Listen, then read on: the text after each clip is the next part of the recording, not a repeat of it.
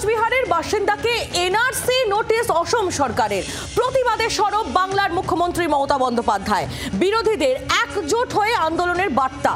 যিনি অসমে NRC notice পেয়েছেন তিনি আবার বলছেন যে কোনোদিন তিনি অসমে যাননি, কোচবিহারেই 50 বছর ধরে তিনি বসবাস করছেন।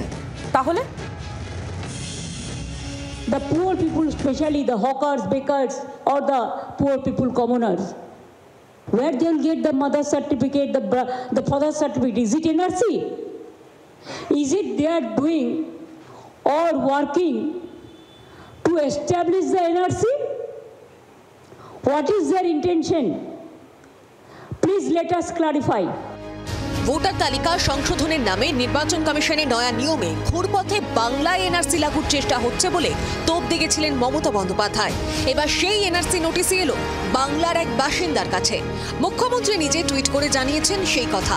মুখ্যমন্ত্রী তার সোশ্যাল মিডিয়া হ্যান্ডেলে লিখেছেন, গত 50 বছরেরও বেশি সময় ধরে তিনি এই বাংলারই বাসিন্দা।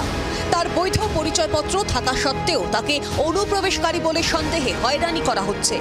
এটা গণতন্ত্রের ওপর পরিকল্পিত আক্রমণ। অসমে ক্ষমতাসীন বিজেপি সরকার পশ্চিমবঙ্গে এনআরসি চাপিয়ে দেওয়ার চেষ্টা করছে। তাদের এমন কোনো অধিকার নেই।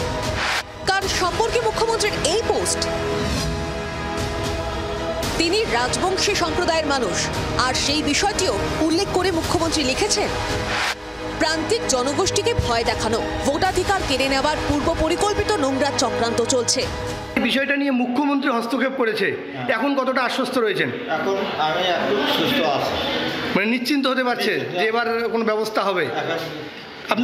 আপনি কি জানেন যে সে মুখ্যমন্ত্রী হস্তক্ষেপ করেছে? কোনোদিন আসামে যাননি, বাংলাদেশ থেকে তারা কি এসেছেন? না, এখানকারই বাসিন্দা। হ্যাঁ, চিন্তা তো অবশ্যই আছে, চিন্তা তো থাকবেই।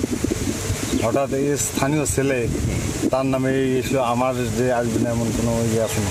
কিন্তু স্থানীয় এক আইনজীবীর দাবি, অসমের নোটিশ কেন বাংলার পুলিশ রিসিভ করলো?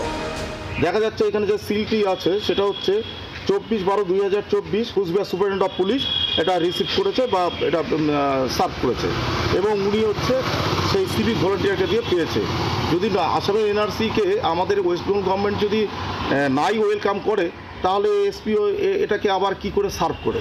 বাংলার বাসিন্দাকে এনআরসি নোটিশ নিয়ে শুরু রাজনৈতিক চাপানুতোর। মুহূর্তে পশ্চিমবঙ্গবাসী তো এনআরসি চাইছে। ভবানীপুর থেকে যদি আইএসআইএস এর জঙ্গি গ্রেপ্তার হয়, যদি এভাবে র্যাডিক্যালাইজেশন বাড়তে থাকে, পশ্চিমবঙ্গে বসে যদি শেখ হাসিনাকে খুন করার চক্রান্ত হয়, তো ভারত বিরোধী শক্তি এভাবে মাথাচাড়া দেয়, তাহলে এখন তো চিহ্নিত করতে হবে। কেন্দ্রের সরকার, বিজেপির সরকার, বিজেপি দল, এরা হচ্ছে বাংলা বিরোধী, বাঙালি বিরোধী। যা কিছু হচ্ছে এই বাঙালিদেরকে নানাভাবে সমস্যায় ফেলবার জন্য এটা করা হচ্ছে।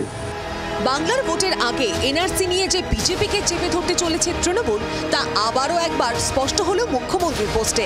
সেখানে তিনি এনআরসি ইস্যুতে সমস্ত বিরোধী দলগুলোর একজোট হওয়ার বার্তা দিয়েছেন। ব্যুরো রিপোর্ট, জি 24 ঘন্টা।